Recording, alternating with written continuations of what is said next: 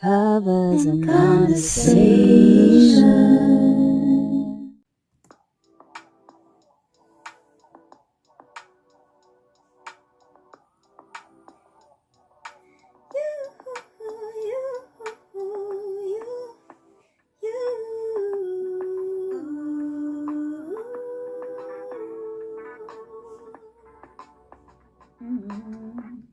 Just pulled up to the house, don't feel like getting out.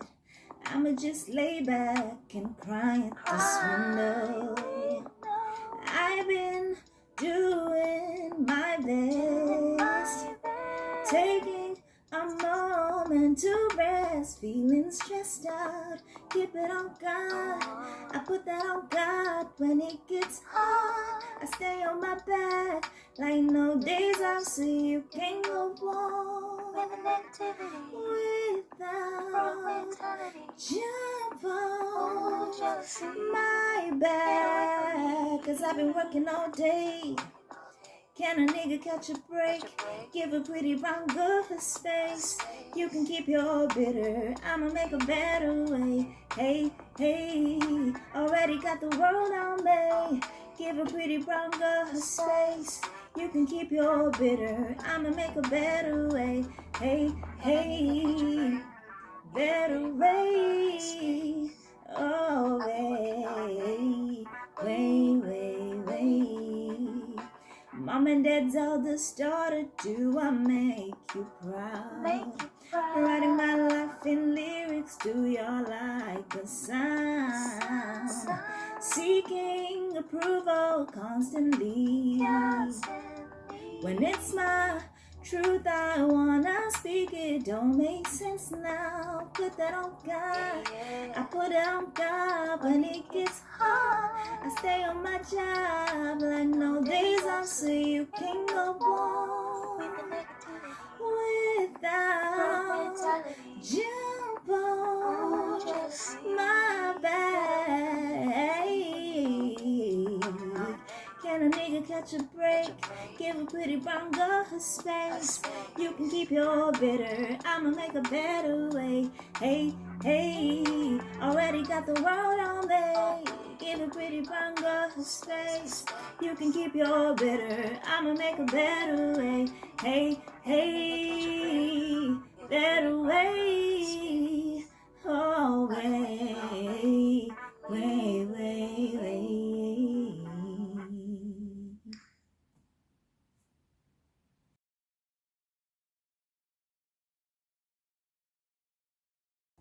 What's up, everybody? Me, Johnny.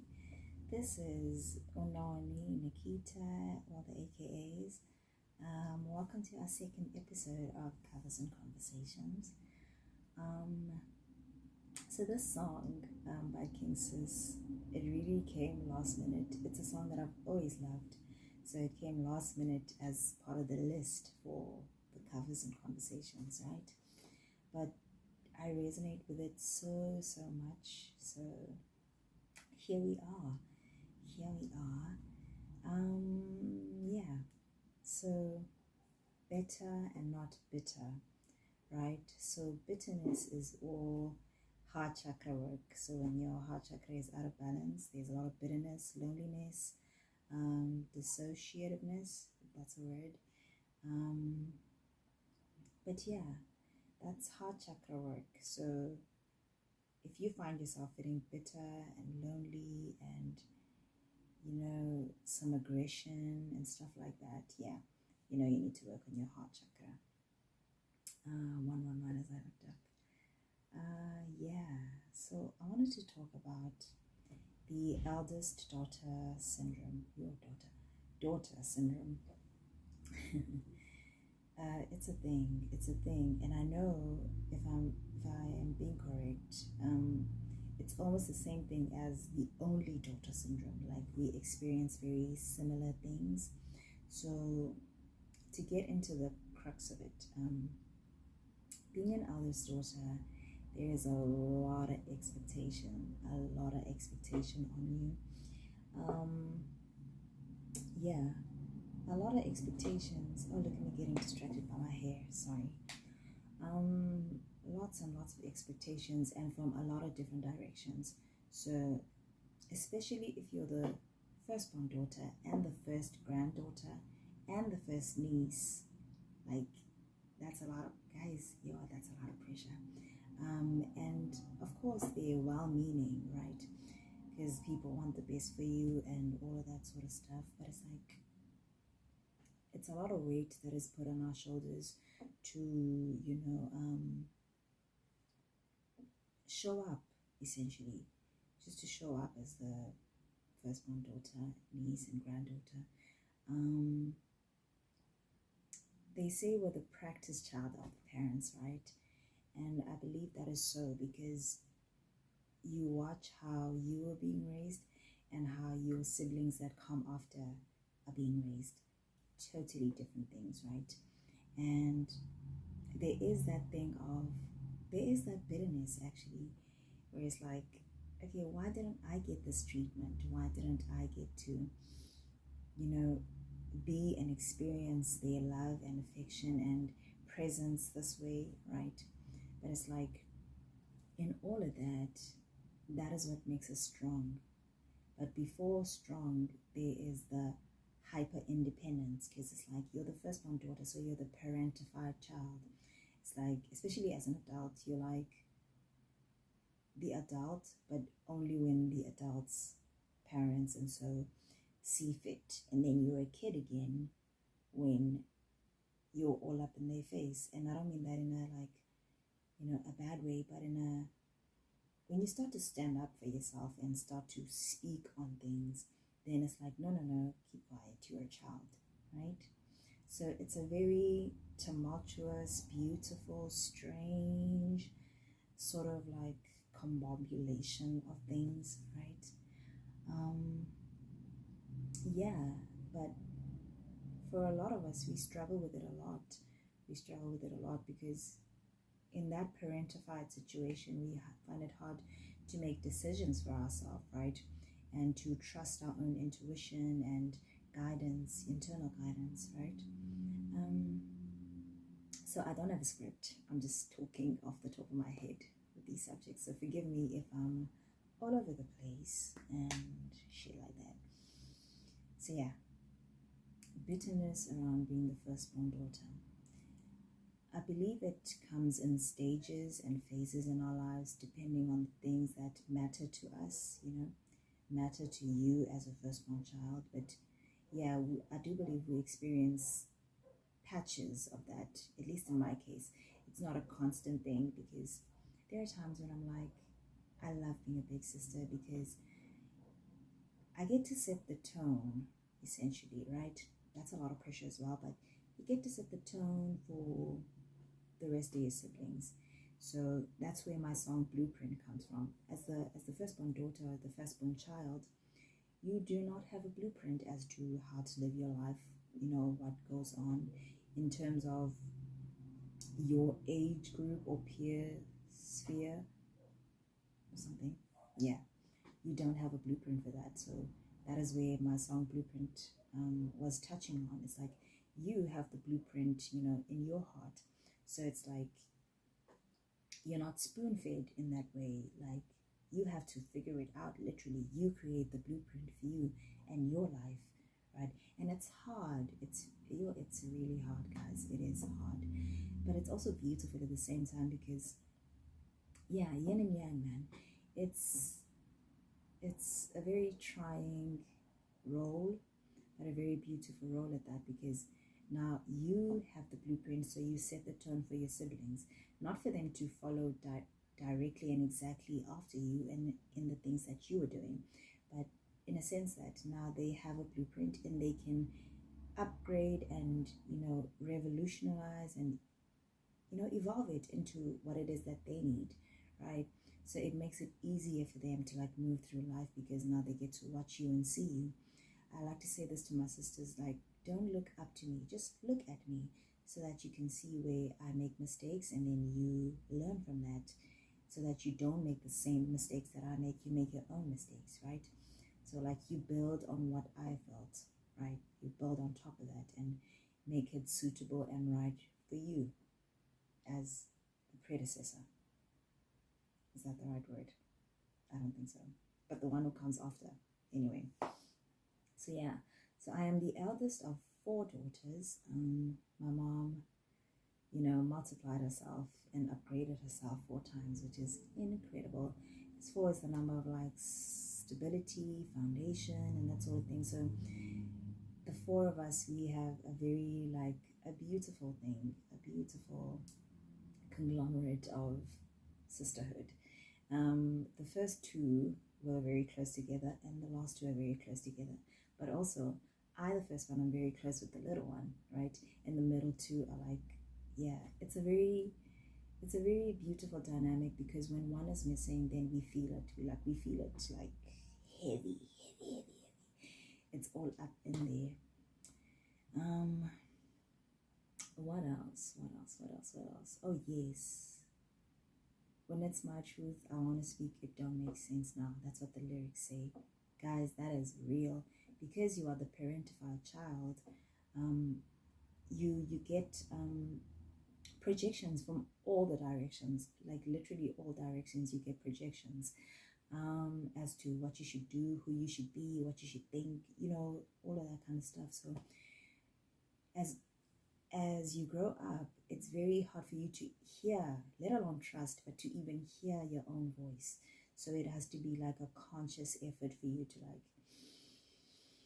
dig deep and find your voice, and then from there learn to trust the nudges and the intuition coming from within as to what you should do, how you should move, right? So it's it's a whole lot of things. But once you get to a place where you can hear, then miracles start happening. I've experienced that firsthand. It's even tiny miracles, from within. You get to hear your voice and you're like, okay, wait, that is not me. So this is me, and I like this. I don't like this, right? It's so cool, because when you've lived your life, all your life for other people, putting them first, putting yourself on the back burner, and you doing that, of course they don't mean to, but it's no one sees you. There's no thank yous. There's if they are, they're very limited. You're barely taken care of, right? Literally, you're barely taken care of. You are the soldier in the business. You're the warrior. You have to do the things, even stick up for the little ones, even when no one is sticking up for you. Which is why I am so grateful for my sister, the one who comes after me, because that girl is down for me, y'all. You have no idea. She has my back, and I am so grateful to have her. Of course, it wasn't always like this. Growing up and you're the big sister, it's your sisters are there. It's okay, hey sisters, I'm your big sis, listen to me and stuff like that, It was like that for a long time, and we were not very close, and I didn't know them, my sisters, as people. I just knew them as my sisters, and I loved them that way. But throughout time, me being in varsity and learning myself and being awakened to a lot of things about me and about life in general, I came back, and then I got to see these people, and I got to know them, and I realized that I like these people very much. I like the people that they are, and they are my greatest teachers, some of my greatest teachers in my life and in my journey, which is very beautiful. But of course, there's a lot of challenges in the big sister journey, right? Because at times you're trying to do the right thing, of which it doesn't pan out that way, right? So there's a lot of learning, a lot of falling, and a lot of growing. 11. Hey. But yeah, that's what I wanted to say. And also, writing my life in lyrics. Do y'all like the sound? This, to a T, resonates, because I write my own music, and it's literally based on my own life and my own experiences and moments in my life. So it's a very taxing thing, because now you have to share it with the world, and then you're like, oh, what are they gonna think, and stuff like that. But it's it is my life at the end of the day, and there's nothing I can change about it. So I am a singer and I am a songwriter, so I am gonna write out my life in my lyrics and put it out there, right? I've been slacking on that, but we're coming back bit by bit, which is cool. So yeah, so if you didn't know what goes on in the big sister or the eldest child's mental and life, it's hard, guys. Google it and show some love. Like, be gentle with your siblings, elder siblings. Like, be gentle with them, show them love. Like, do unexpected things for them. It's a very beautiful endeavor and experience for us to be on the receiving end, because we're always giving, and because it is the expectation, but also because that is what the journey comes with. I just saw 1, 2, 3, 4. So yeah, that's what the journey comes with. It's what the role comes with. It comes with a lot. It's burdensome at times, but it's a very beautiful thing at that. I believe I'm saying that for the 3rd or 5th time, but yeah, it is all those things. So I just wanted to shed light on that, and yeah, instead of being bitter, work on your heart chakra so you can be a better being, a better person, a better sister, a better sibling, just a better person overall, right? Because we're in this life thing and we're all going through our own shit. Granted, the same emotions, because emotions of a human being are the same, but it's like at different degrees we're experiencing these things, and you never know what someone is going through. So like, just be gentle and be kind first with yourself, so that you can be gentle and kind to the next person, right? So yeah, I don't know if there's anything else I want to say about the song and my life. Yeah, let me know how you think, and if you have a big sister or bigger sibling, like, let me know how you find it being their sister or sibling, right? How you find it and what you didn't know about the experience. We also carry a lot of the spiritual burden. So if the big sister or big eldest person, sibling in your life, if they're not spiritually okay, then they show up in a way that is not lovely and joyful for the younger siblings, right? That's something I also had to learn. So it's like, we carry a lot of these things. So yeah, man. Yeah. Let's just try to be more kind to each other and more embracing of the whole humanity concept, because we also human. I know sometimes we be out here doing all superhuman things and shit like that, but it's like, we are human at the end of the day. We also go through shit, and we also deserve to be seen and heard and felt and touched and held, in the way that we do for our younger siblings, in the way that we hold space for our younger siblings, and even in our friend groups. If you are the eldest daughter at your home, it's very easy for you to be that same role in a group of friends, right?